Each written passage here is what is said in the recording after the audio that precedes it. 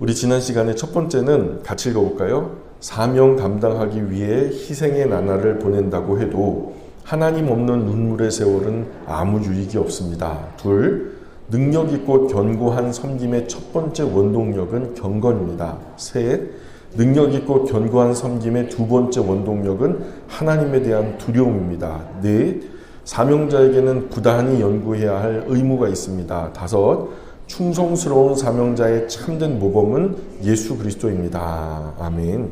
어떻게 주제를 이렇게 다시 한번 읽으실 때 지난 시간에 나누었던 말씀들이 머릿속에 기억이 나시나요? 예, 기억이 안 나시면 감사해요. 제가 또 해도 괜찮잖아요. 그래도 혹시라도 궁금하신 분들은 유튜브를 한번 켜셔서 지난주 거를 한번 다시 재생해 보시면 좋을 것 같습니다. 오늘 디모데전서 1장 12절 말씀 한번 같이 읽어볼까요? 디모데전서 1장 12절 말씀 같이 읽습니다. 시작! 나를 능하게 하신 그리스도 예수 우리 주께 내가 감사함은 나를 충성되이 여겨 내게 직분을 맡기심이니. 아멘. 첫 번째 주제입니다. 모든 사명은 두려움과 떨림으로 최선을 다해 감당해야 하는 하나님의 명령입니다. 라는 주제예요. 하나님 안에서 사명은 여러 가지죠. 또 그 모든 사명은 다 하나로, 색깔은 다 다채롭지만 결국 그 모든 색깔이 하나를 이루려고 해요. 그 모든 색깔이 한 화폭에 담겨서 예쁜 그림을 그려내듯이 이 모든 은사, 모든 사명자가 하나로 그려내려고 하는 것은 내 뜻이 아니라 하나님 뜻이죠. 아멘. 왜냐하면 그 모든 사명은 한 분 하나님을 기쁘게 해드리기 위해서 수고하고 있기 때문에 섬김의 모양은 다양하지만 우리가 섬기는 분은 한 분이라는 거예요. 그렇죠? 그런데 사명의 문제를 생각할 때 반드시 잊지 말아야 할 것이 있어요. 그것은 바로 하나님께 받은 사명이 있다는 것은 반드시 그 사명 끝에 최종적인 하나님의 판단과 그에 따른 본인의 책임이 뒤따른다는 거예요. 따라서 사명은 잘 감당해도 그만, 잘못 감당해도 그만인 것이 아니에요. 왜냐하면 하나님께서 나에게 맡기신 이 일에 대해서 하나님은 반드시 판단하실 것이고 그에 따르는 책임을 반드시 물을 것이기 때문에 우리가 사명이라는 것을 맡았다면 결코 쉬운 일은 아니라는 거죠. 판단하신다. 작은 일까지 어쩌면 큰 일을 물론이고요. 우리가 차료에다가 본인의 기도 순서를 넣죠. 그리고 뭐 안내 순서나 헌금 위원 순서나 여러 가지 이름들을 다 올려요. 그게 사명이에요. 대단한 게 사명이 아니에요. 내가 1년 전에 내가 어느 부서에 촬교 우리가 함께 나눌 때 내가 어느 부서에 배정됐는지 지금 모르는 분들 있으실걸요? 그 사명자의 자세는 아니죠. 내가 어떤 사명을 맡았는지도 모르고 나중에 그 평가 받으실 거예요. 사무엘상에 나오는 엘리 제사장 가정은요, 그 사명에 관한 최종적인 하나님 판단과 본인이 짊어져야 하는 큰 책임의 문제를 이해할 때 아주 좋은 예가 돼요. 엘리는 제사장이었죠. 예, 엘리는 제사장이었어요. 왕이 없던 시대에 제사장의 아주 중요한 사명 중에 하나는 사사의 역할을 했어요. 사사는 저지먼트, 그래서 심판을 하는 거예요. 판단해주는 위치에 있었단 말이에요. 자, 그래서 그의 후임자였던 사무엘이 백성에게 하나님의 진리 말씀을 바르게 잘 가르친 일에 열심히 힘썼죠. 근데 엘리도 백성을 잘 가르쳐야 할 사명이 있었어요. 그가 선생님이고 사무엘이 제자잖아요. 그러니까 사무엘이 잘 가르쳤던 것만큼 몇 배나 더 엘리는 더 탁월하게 가르쳤어야 했는데 그렇지 못했죠. 사실 엘리 제사장도 한때는요, 그 사명 잘 감당했어요. 그러나 시간이 점점 지날수록 그 사명을 충성되게 감당하지 못하게 되었어요. 심지어는요, 자기 자녀조차도 신앙으로 올바르게 교육하지 못하게 된 거죠. 결국 엘리 집안은 하나님의 판단과 그 사명에 따른 본인 책임으로 멸문주화를 당하죠. 사명에 성실하지 못한 사명자는 하나님께서 절대로 용납하지 않으세요. 물론 이것을 예수님의 초림과 십자가, 부활, 승천 이후에 성령 하나님의 강림하시는 이 복음의 시대인 오늘까지 그대로 적용할 수는 없어요.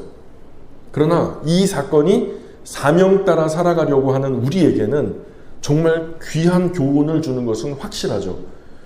그때나 지금이나 하나님의 계산법은 똑같죠. 하나님이 어떠한 사건을 두고 어떻게 계산하시는지를 우리가 확연하게 볼 수 있는, 원리를 발견할 수 있는 예가 된단 말이에요. 우리는 성경에서 지금 엘리 제사장의 가문의 비극을 봅니다. 그렇죠? 맡겨진 사명 잘 감당하는 것이 나의 인생에게 얼마나 중요한 것인지, 또 하나님 앞에서 다시 상기해야 하는 것이죠. 하나님은 자신의 기대를 저버린 사명자를 절대로 방관하지 않으세요. 반드시 심판하시고 판단하시고 그에 따르는 책임을 물으시죠. 그래서 모든 사명은 두려움과 떨림으로 감당해야 하는 하나님의 명령이라는 거예요. 따라해 볼까요? 모든 사명은 두려움과 떨림으로 감당해야 하는 하나님의 명령입니다. 그러므로요, 우리는 절대로 주어진 사명 앞에서 아니라고 나태한 자세를 취하면 안 됩니다. 반드시 판단받을 거거든요. 사명을 저버린 사명자를 향해서 하나님은 오늘요, 즉각적으로 심판하지 않는다고 해도 언젠가는 최종적으로 반드시 그 일에 대한 책임을 명명백백하게 그 사명자에게 물으실 거란 말이에요. 그러므로 여러분, 사명자는 내가 가진 능력이 부족해서 실패하는 일은 있을 수 있어요. 뭐 내가 최선을 다하고 열심히 했는데도 안 되는 거예요. 그건 뭐 내가 불가항력이죠. 그러나 최선을 다하지 못해서 실패하는 일은 없어야 된다는 거예요. 그런데 정말로 안타까운 사실은 오늘 많은 그리스도인이 자기에게 주어진 사명을 최선을 다하는 섬김의 기회로 삼는 것이 아니라 오히려 자기 자랑의 기회로 삼는 사람이 너무 많다는 사실이에요. 교회 안에서 무사람들에게 주목받고 싶어하고 그들 앞에서 뭔가 탁월한 기득권을 기반으로 삼으려고 하는, 그래서 오히려 자기 자랑의 기회로 삼는 사람이 너무 많아요. 하나님이 주신 지식으로 가르치는 사명자의 성실한 하나님의 마음을 전하고 하나님의 말씀을 전하는 것이 아니라 그런 말씀을 가르치는 사명자가 자기 지식을 과시하는 데 사용하는 사람들도 많아요. 또 하나님이 주신 물질을요, 그 물질로 헌신하라고 하나님이 주신 물질의 헌신자의 사명자가요, 부유함을 의스대는 데 사용하기도 합니다. 사람들을요 전부 다 발 아래 놓고 부리려고 해요. 자기가 주가 되고 남들이 종이 되어지는 이 구조를 즐기는 사람들이 있어요. 거룩한 사명의 자리를 자기 솜씨와 자기 잔재주를 자랑하는 그런 자리로 생각하는 사명자는요, 결코 참된 사명자라고 할 수 없죠. 반드시 하나님의 판단을 받아요. 반드시 그에 따르는 책임을 짊어져야 하고요. 정리할게요. 사명자의 삶의 길은 사람들 가운데 폼나고 좋아 보여서 가는 길이 아니라는 거예요. 오히려 남은 모든 삶에 걸쳐서 소리도 없이 빛도 없이 묵묵한 헌신이 요구되는 거죠.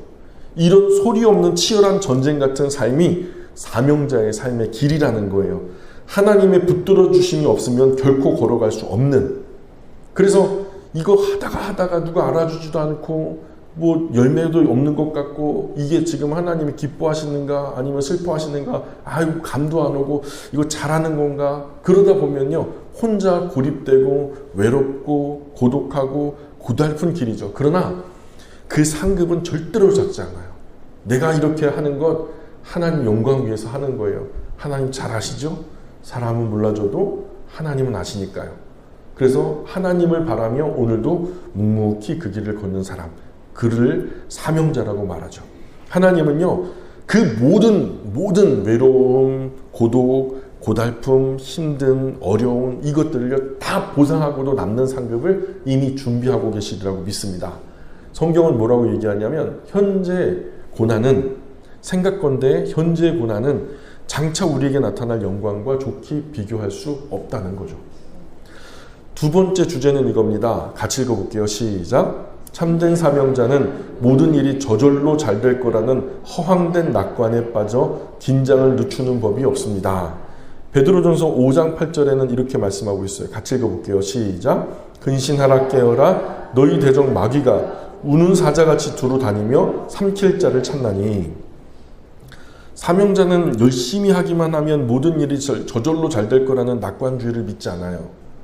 우리가요, 우리 개인의 일을 이룰 때도요, 뭔가 큰 이득을 얻기 위해서 빌드업을 할 때 사전에 자료 조사를 하고 꼼꼼하게 데이터를 분석하고 그래서 내가 거기에다 얼마를 투자할지 얼만큼 투자할지 어떻게 투자할지를 고민하면서 마지막에 신중하게 고려하고 또 고려해서 마지막에 계좌에 이체를 하는 거예요. 예, 심지어 작은 물질을 투자함에 있어서도 그런 과정을 거치는데 하나님의 일을 대신 맡은 사명자로서 우리가 하나님의 일을 감당한다 할 때 그저 그냥 열심히 했으니 나머지는 하나님이 알아서 해주실 거야 이런 허황된 낙관주의는요 결코 우리에게 도움이 되지 않습니다. 사명자는 하나님 기쁘게 해드리는 삶을 살기 위해서 잠시도 긴장을 늦추지 않아요.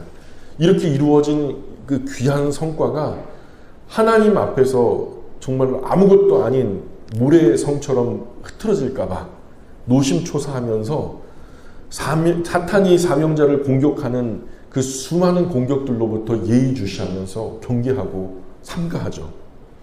사탄이 사명자를 공격하는 방법이 뭔지 아세요? 사명자가 하루아침에 자기 사명을 팽개쳐버리고 세상과 짝하여 살게 되는 경우는 거의 드뭅니다.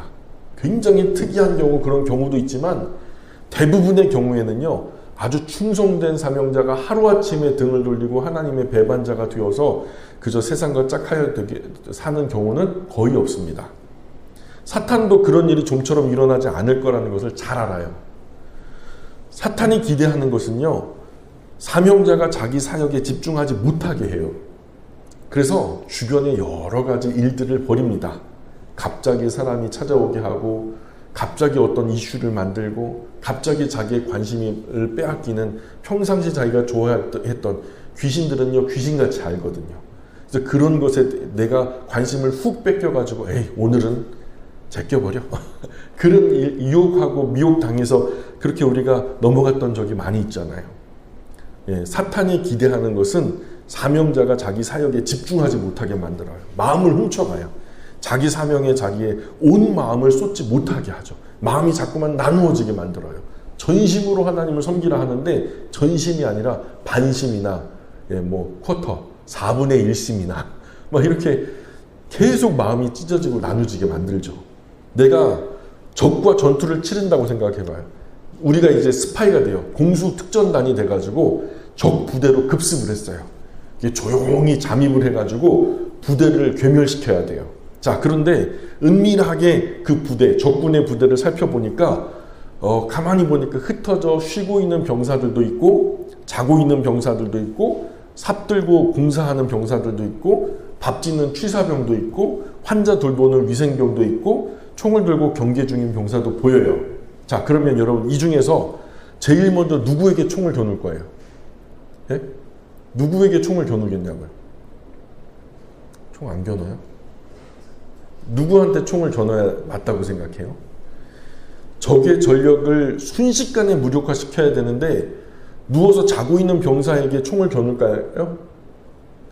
글을 쏠까요? 바보가 아닌 이상 적의 부대를 괴멸시키기 위해서 집중사격을 가할 적군 병사는요 총 들고 경계를 서고 있는 전투태세를 대비하고 있는 경계병들이죠. 사탄도 마찬가지예요. 같은 원리예요. 사명의 자리에서 최선을 다해서 헌신하고 있는 사람을 가장 먼저 겨냥해요. 교회 안에 수많은 그리스도인 중에 누구를 제일 먼저 타겟으로 삼냐면 일하는 사람, 앞장서 수고하는 사람, 보이지 않는 곳에서 오늘도 하나님의 영광의 깃발을 높이 들려고 고민하며 또 고생하는 사람들. 우리는요 그걸 잘 알아요. 깨어서 일하는 사람. 그러니 최선을 다해서 사명을 감당하고 있는 사명자일수록 절대로 긴장을 늦추면 안 된다는 거예요. 우리가 언젠가 부흥 집회 많이 했던 때 있죠? 그 은혜 많이 받았다고 할 때. 근데 항상 끝날 때 뭐 조심하래요? 은혜 쏟지 말도록. 우리가 받은 은혜 손실 보지 않도록 조심하라 하잖아요. 왜냐하면 그 은혜가 있는 곳에 반드시 사탄의 공격이 있다는 거죠. 분명히 하나님의 영광을 높여드리는 사명자의 이 삶의 현장에 악한 영들은 수시로 출몰하죠. 그래서 언제 자신을 향한 악한 공격이 시작될지는 알 수 없어요. 삼각계의 기도하면서 자신에게 주어진 사명의 일을 성실하고 진실하게 우직하게 감당해 나가야 하는 거죠. 마치 한 손에 창을 들고 한 손으로 공구를 들고 예루살렘 성벽을 재건했던 귀환한 이스라엘 백성들처럼. 그러면 어떻게 사탄의 여러 회방과 시련 속에서 지혜롭게 자신을 지켜낼 수 있을까? 우리는 이 일의 귀한 노하우를 찰스 스펄전이라고 하는 목사님을 통해서 배울 수 있어요. 찰스 스펄전이라는 분은요, 사명자로서 정말 쉼 없는 싸움하는 인생을 살았던 분이에요. 스펄전이 비록 50대 중반에 주님의 부르심을 받아요. 그러나 마지막 순간까지 끊임없이 복음을 전했고 성실하게 한 교회를 맡아 목회를 했고요. 각종 신학 연구와 저술 활동으로 숨가쁜 나날들을 보냈거든요. 정말 스펄전처럼 쉴 새 없이 하나님을 바쁘게 섬겼던 사람도 흔치는 않을 거예요. 그러나 많은 일을 하였음에도 불구하고 스펄전은 일에 허덕이며 살지 않았어요. 스펄전은 병약한 아내가 뒤에 이제 혼자 남게 되는 것을 알매도 불구하고 아내보다 먼저 하나님의 부르심을 받던 그 순간에 마지막에 이런 유언을 남겨요. 뭐라고 얘기했냐면, 여보 나는 그토록 오랫동안 그분과 함께 행복한 나날을 보냈다고 하면서 자신의 50평생의 일생을 한 줄로 요약했어요. 하나님과 동행했던 시간들 참 행복했다. 이렇게 말하는 거예요. 일 붙들고 산 사람들은요, 일의 성패에 따라서 마음이 요동치죠. 일이 잘 될 때는 천국에 있다가 일이 안 될 때는 지옥에 있어요. 또 사람에 매여 산 사람들은요, 사람들과 함께 변해가요. 사람이 좋다는 방향으로. 사람이 싫다는 방향으로는 절대로 안 가죠. 그러나 하나님 향한 사랑이 인생의 동기가 된 사람은요, 그 어떤 환난과 어려움 속에서도 넘어지지 않아요. 사명자는 다가오는 모든 고난과 시련을 하나님의 특별한 손길을 누릴 수 있는 기회로 인식하기 때문에 이런 어려움과 고난과 환난을 경험하게 되면 하나님이 또한 어떻게 나를 건져주실지 기대하며 기도하고 기다리게 되는 것이죠.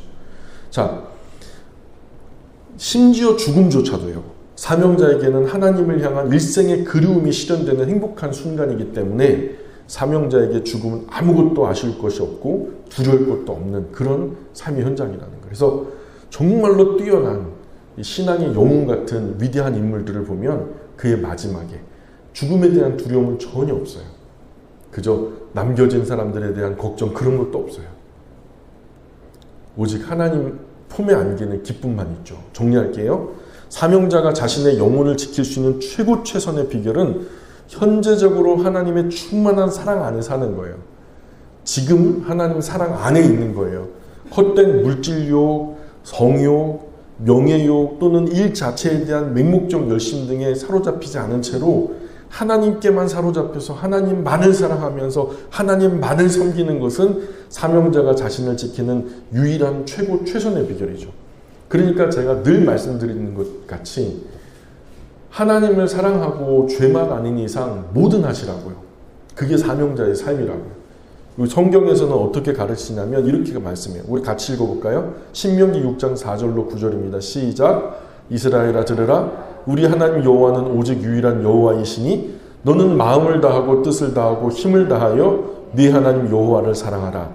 오늘 내가 내게 명하는 이 말씀을 너는 마음에 새기고 네 자녀에게 부지런히 가르치며 집에 앉았을 때든지 길을 갈 때든지 누워있을 때든지 일어날 때든지 이 말씀을 강론할 것이며 너는 또 그것을 내 손목에 메어 기호를 삼으며 네 미간에 붙여 표로 삼고 또 내 집 문설주와 바깥문에 기록할지니라. 아멘. 여기서도 한 가지예요.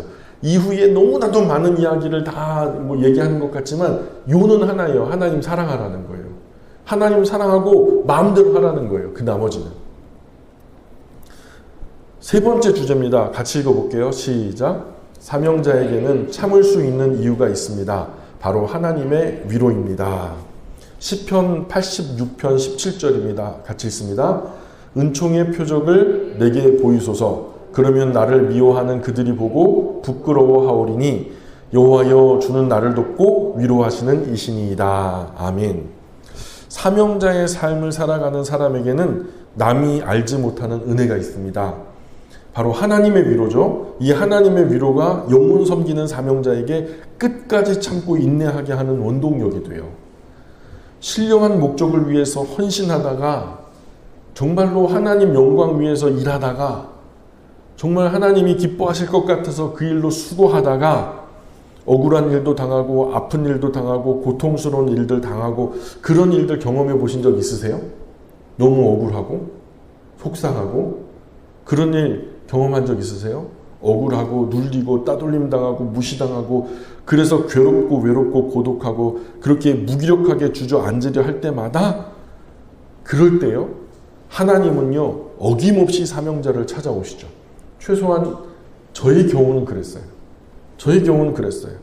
사명자를 위로하는 하나님의 은혜는 경험한 사람이 아니면 알 수 없고요. 그 감격과 영광의 깊이와 넓이를 설명해내기도 어려워요. 이 자리 우리 모두가 다 경험해봤으면 좋겠다 이런 생각이 들어요. 분주하고 북적거리던 예배당 썰물처럼 모든 그리스도인들이 다 빠져나가죠. 모두가 빠져나간 자리에 막 온종일토록 섬기다가 지금이야 뭐 공식 모임이 3번밖에 없지만 전에는 새벽 4시에 일어나서 저녁 12시 반까지 중간에 점심 먹고 30분 쉬는 거 빼놓고는 전부 다 풀타임으로 일했던 적이 있어요.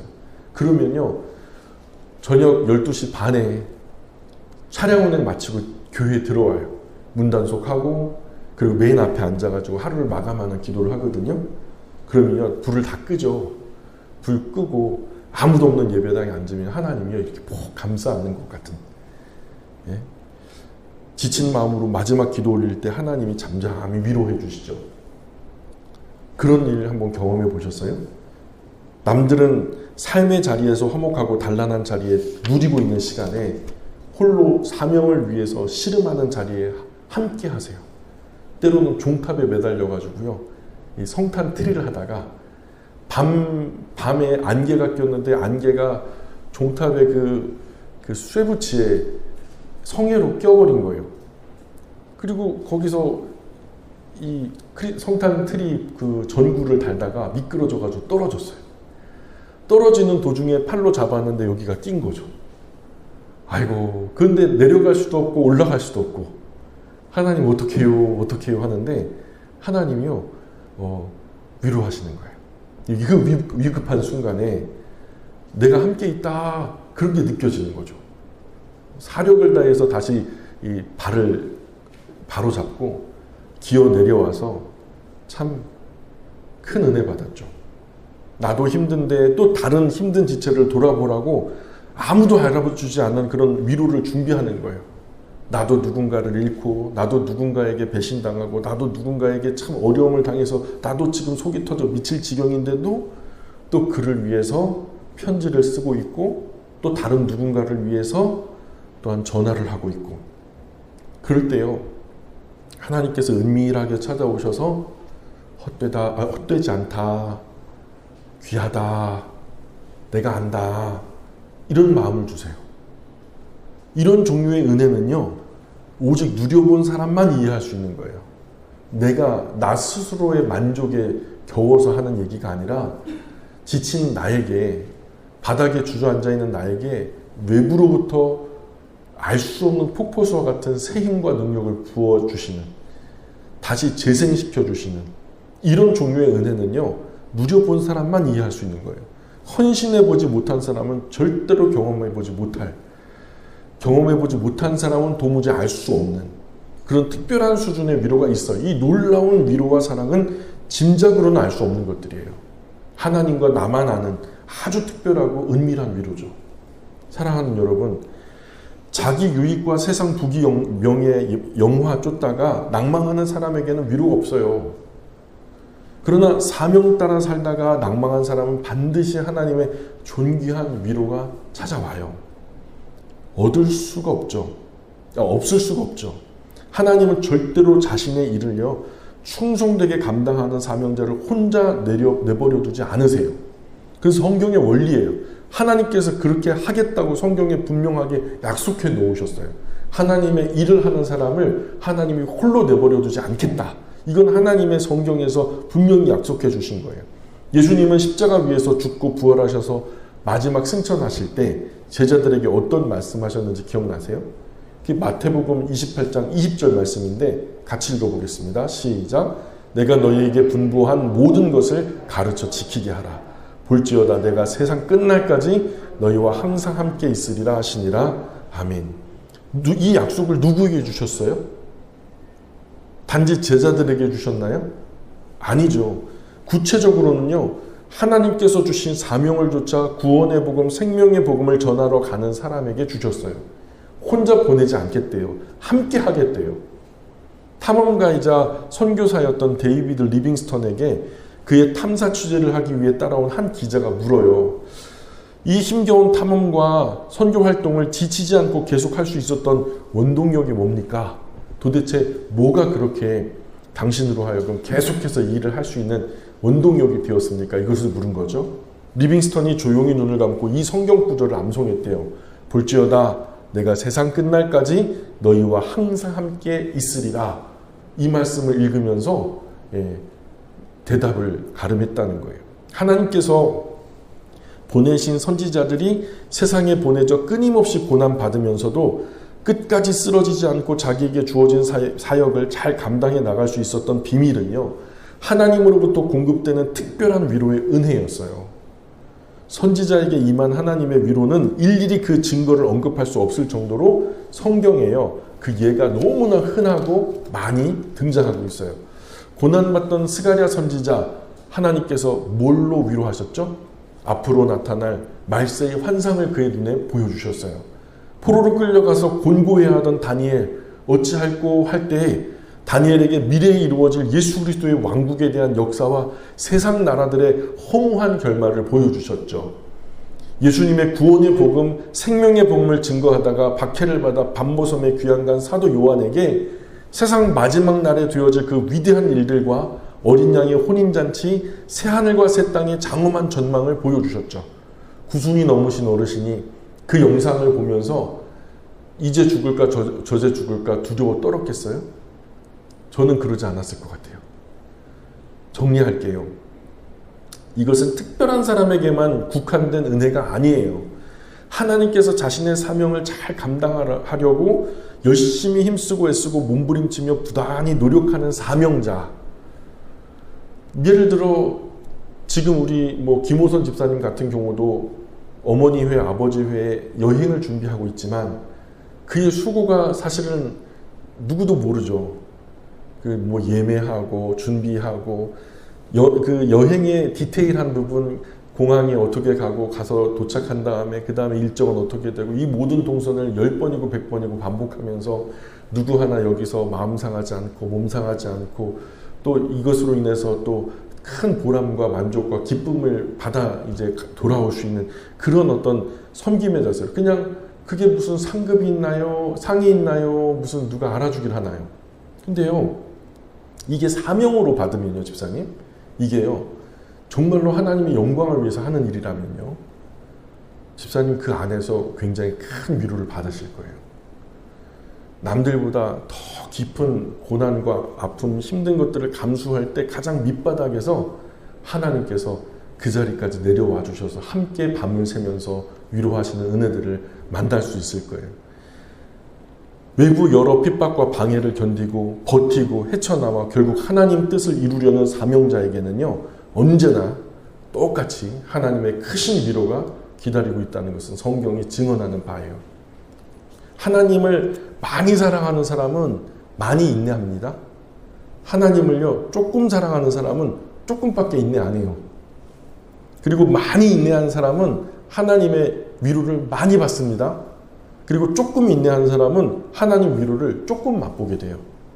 하나님과 나의 관계 속에 이런 비밀이 있기 때문에 하나님을 진심으로 사랑하는 사람은 하나님의 사랑을 점점 더 간절하게 갈급하게 찾아 헤맬 수밖에 없어요.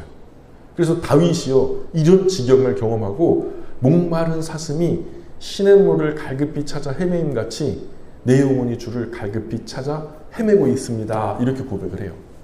사슴이요, 제때 물을 안 마시면요, 목이 셀로판 종이처럼 붙어버린대요. 그러면요, 식도도 막히고 숨구멍도 막혀서 죽어버린대요. 그렇게 연약한 동물이래요.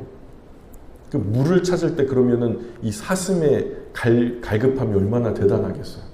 사슴이 물을 찾는 것은요, 생사를 걸고 찾는 거예요. 그게요, 그 모습이 마치 사명자의 모습과 같아요. 하나님의 사랑, 하나님의 위로를, 하나님의 사랑을 점점 더 간절하게 찾고 점점 더 강력하게 사모하게 되어 있는 것이 사명자의 삶이라는 거예요. 네 번째, 그 실질적인 예로서 모세를 들 수 있거든요. 자, 모세 완인데요. 자, 한번 같이 읽어볼게요. 네 번째 주제입니다. 시작. 하나님은 충성스러운 사람에게 친근하게 대하십니다. 민수기 12장 7절 8절입니다. 민수기 12장 7절 8절 시작. 내 종 모세와는 그렇지 아니하니 그는 내 온 집에 충성함이라. 그와는 내가 대면하여 명백히 말하고 은밀한 말로 하지 아니하며 그는 또 여호와의 형상을 보거늘 너희가 어찌하여 내 종 모세 비방하기를 두려워하지 아니하느냐. 아멘. 이제 충성스러운 사명자의 예를 성경 안에서 직접 찾아볼 건데요. 그 첫 번째 사람이 모세예요. 여러분 신복이라는 말 아세요? 신복? 신복. 이게 마음 심자를 쓰지만 마음을 말하는 게 아니라 한문으로 표현할 때는 가슴을 표현해요. 가슴과 배라는 뜻이에요. 가슴과 배. 자, 이 단어는 사람의 몸의 가슴과 배처럼 정말 중요하고 요긴하게 쓰는 물건이나 일이나 사람을 가리키는 말이에요. 신복. 굉장히 중요한 알짜배기. 그래서 직장 상사에게도 신복이 있어요. 학교 선생님에게도 신복이 있어요. 교회 목회자에게도 신복이 있어요. 심지어 부모님도요, 여러 자녀 중에서 특별히 신뢰하고 의지하는 신복이 있어요. 신복과 그를 신복으로 여기는 지도자는 남들이 보기에는요, 서로 은밀한 비밀을 나눈 사람처럼 보여요. 내가 모르는 지도자의 사생활이라든가 지도자의 취향이라든가 앞으로의 이미 공론의 자리에서 공개되지 않은 앞으로의 계획들이라든가 일반적으로 아는 정보 이상의 깊은 이야기들을 신복은요, 알고 있어요.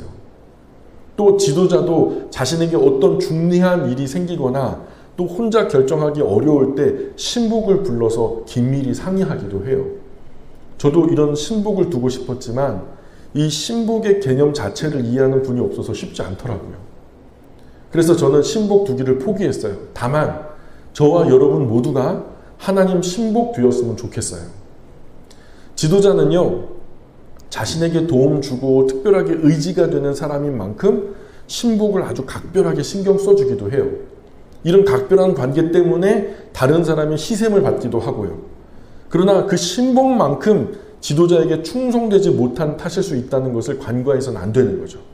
그 중에 그 누구보다도 그 지도자에게 충성하는 사람이 신복일 수 있다는 거죠.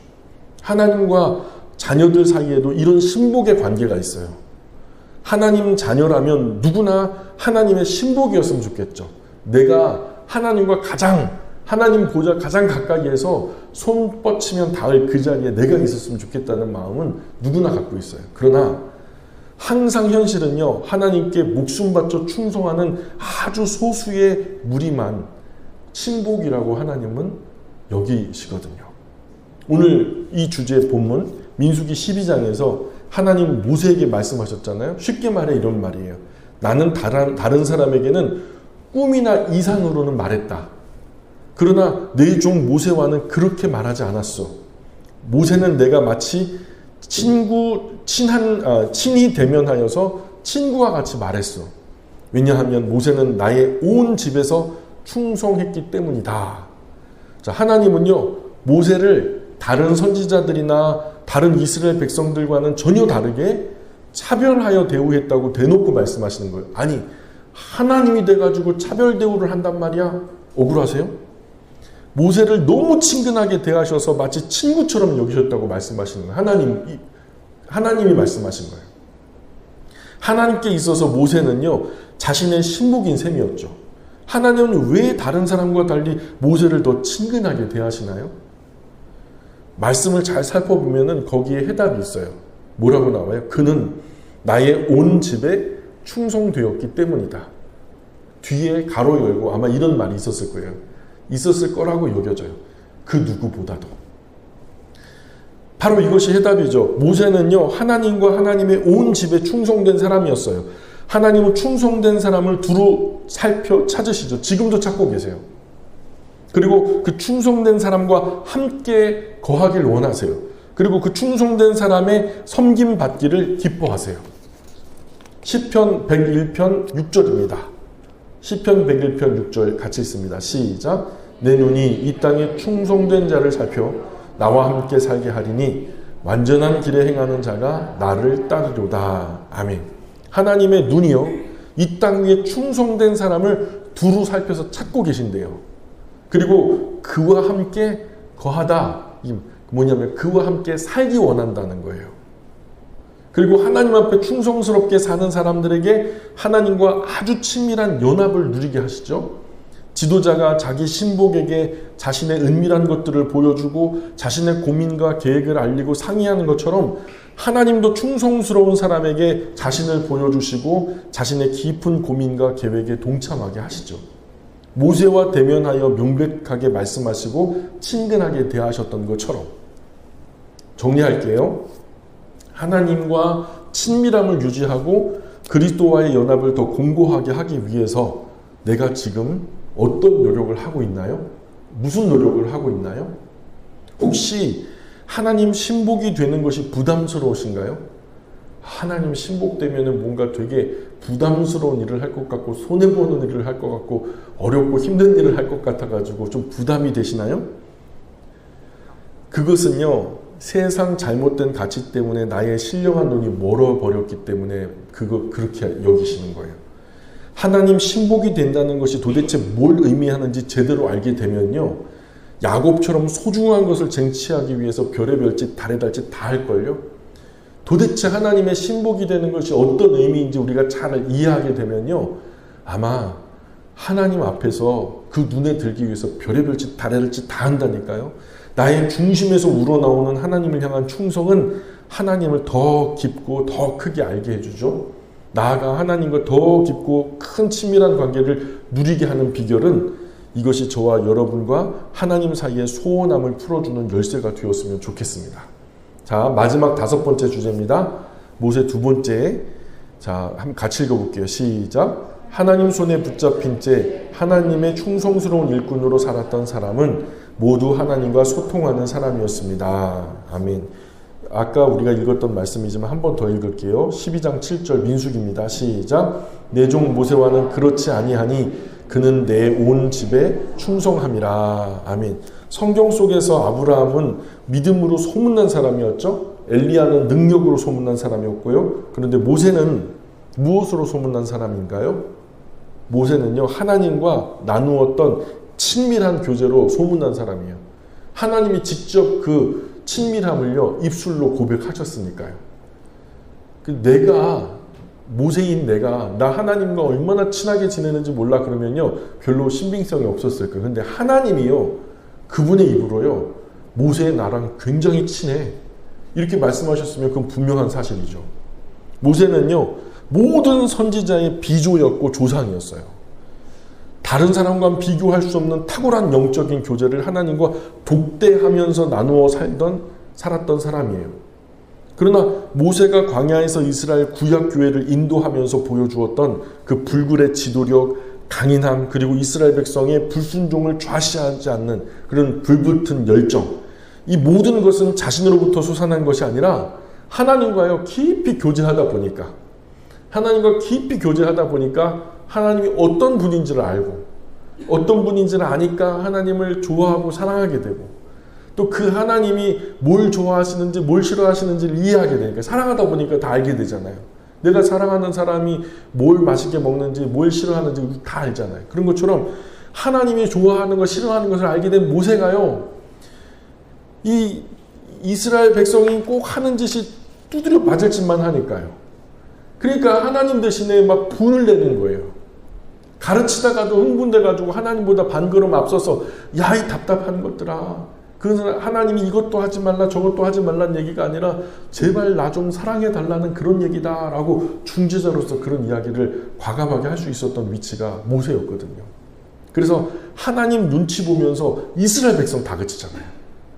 근데 거꾸로 이스라엘 초대왕 사울은 어떻게 해요? 예? 사울은 어떻게 해요? 백성들 눈치 보면서 하나님을 다그치죠. 그렇죠? 빨리 신원을 달란 말이에요. 하나님이 보낸 선지자들을 다 그치고요. 거꾸로 된 거죠. 자신의 영적 변화를 위해 애쓴다고 하는 것은 남이 알지 못하는 어떤 신령한 지식을 한없이 쌓아가는 것을 의미하는 것이 아니에요. 우리가 자신의 영적인 변화를 위해서 노력한다고 할 때 그 수고의 궁극적인 목표, 결론적인 목표는 하나님의 마음을 공급받는 거예요. 그것은 하나님과 우리 사이를 가로막고 있는 모든 장애를 치워버리는 것이고 하나님과 깊고 친밀한 교제를 누리는 것이죠. 그러므로 우리 인생에서 가장 커다란 문제는 하나님과 우리 사이의 교통이 끊어지는 거예요. 소통되지 않는 거예요. 하나님과 상관없이 사는 거예요. 이게 가장 무서운 영적 죽음의 상태예요. 교회를 다녀도 신앙생활을 한다고, 헌금생활 한다고, 그냥 우리가 종교인으로서 열심히 예배당 마당 밟고 다녀도 하나님과 소통이 없으면요, 끝난 거예요. 나의 모든 일상에서 날마다 하나님의 마음을 느낄 수 있고 그분의 진리를 듣고 깨달을 때마다 막 감사하고 감격하는 거예요. 귓전에 들려오는 아버지 하나님 말씀을 기꺼이 받아들이는 거예요. 그냥 이미 말씀이 선포되기 전에 그냥 마음 활짝 열고 모든 말씀만 하십시오. 아버지 말씀이라면 다 좋습니다 하면서 적극 환영하며 영접하는 그 마음으로. 그 말씀과 함께 하나님의 마음조차도 용납할 수 있는 사람. 죽으라면 죽는 신유까지 할 거예요. 죽을 수 있다면 죽을 수도 있어요. 그런 마음으로 하나님의 말씀을 받는 거죠. 그래서 하나님의 진리의 말씀을 깨닫고 나면 작고 미흡한 자신의 모든 마음은 그냥 사라져버려요. 그리고 하나님 마음으로만 내 안에 충만하게 되는 사람. 그래서 그분의 진리가 그의 인격을 지배하고 그의 삶을 주장하고 바로 그런 사람이 하나님이 원하는 사람이라는 거죠. 하나님 손에 붙잡혀서 영광의 도구로 쓰임받기를 원하세요? 근데 그게 말이에요? 아니면 실제로요? 원치 않는다면 나는 하나님의 손에 붙잡혀서 영광의 도구로 쓰임받기를 원치 않아요. 조금 부담스러워요. 나는 나름대로 내 사적인 삶도 좀 살아야 되고 여러 가지로 또 좀 그 소일거리도 해야 되고요. 조금은 할애할 수 있어요. 그런 마음이 있나요? 내가 하나님의 영광의 도구로 쓰임받기를 원치 않는다면 내가 지금 잘못 믿고 있는 거예요. 확실하게 잘못 믿고 있는 거예요. 원한다면 그렇게 쓰여졌던 모든 사람은요, 그 능력 갖기를 사모하기 전에 하나님 마음 갖기를 사모했다라는 것을 기억하셔야 돼요. 그들은 자기에게 권능을 부어주실 하나님이 아니라 사랑과 영광 그 자체이신 하나님 자신을, 하나님만을 사랑했어요. 하나님만으로 다 되는 거죠. 하나님. 내가 이 땅에서 순간 버려져 거렁뱅이가 된다 해도, 집도 절도 없고 자식도 부모도 없는 그런 천의 고아가 된다 해도 하나님만 있으면 만족합니다라고 고백할 수 있는 그런 사람들인 거죠. 그리고 하나님과 영원히 교제하기 원했던 거예요. 그들이 하나님의 놀라운 일에 도구로 쓰일 수 있었던 것은 그들은요, 하나님 아버지 얼굴을 뵐 수만 있다면 세상에 주어진 모든 것들을요, 두말하지 않고 다 버릴 수 있는 사람들이었어요. 내게 주어진 가장 소중한 것조차도 아낌없이 내어드릴 수 있는 준비가 된 사람들이었다고요. 그래서 그런 사람들을 하나님이 특별히 찾으시고 영광의 도구로 들어 사용하셨죠. 정리할게요. 공평하신 하나님은 유독 모세만 특별하게 친밀한 교제의 특권을 주신 것이 그간 그 누구보다도 하나님 집 안에 모든 일에 충성된 사람이었기 때문이에요. 하나님은 충성된 사람을 가까이 하셔요. 성경의 원리예요. 하나님은 충성된 사람을 구원하세요. 우리가 흔히 오직 의인은 믿음으로 말미암아 살리라 그러잖아요. 제가 늘 말씀드리지만 그 믿음이요, 그 믿음이라는 말의 원래 의미가 충성되다라는 말이에요. 오직 의인은 그 충성됨으로 말미암아 살게 된다라는 말이잖아요. 하나님은 충성된 사람을 구원하실 뿐만 아니라 충성된 사람을 사용하기를 기뻐하세요. 하기 싫어 죽겠다고 그 입이 이만큼 나와가지고 질질 끌려가면서 하는 거 그거 원치 않으세요. 하나님은 충성된 사람과 영원히 살기를 기뻐하세요. 그래서 그 충성된 사람을 따로 구별해가지고요, 영원한 하나님의 나라로 이끌어 올리신대요. 그게 구원이에요. 대단하게 뭐 심오한 얘기가 아니에요. 하나님께 충성된 사람을 따로 구별해가지고 그분의 나라로 인도해 가시는 거, 그게 구원이거든요. 그래서 하나님은 무사람 중에서 충성된 사람을 골라 구원하시고 있는 거예요. 그러므로 하나님의 일꾼으로 살아가는 사람에게 가장 중요한 자질은 충성스러움이다. 충성스러움이다. 나에게 하나님을 향한 충성스러움이 있나요? 하나님을 향한 충성스러움이 있냐 말이에요. 있다면 나를 사용하기 위해 필요한 모든 것은 하나님께서 부어주실 거예요. 정말 작아도 좋으니까요. 지극히 작은 일이라도 좋으니까요. 한번 충성됨으로 한번 섬겨보세요. 그 재미를, 그 맛을 한번 보시라고요.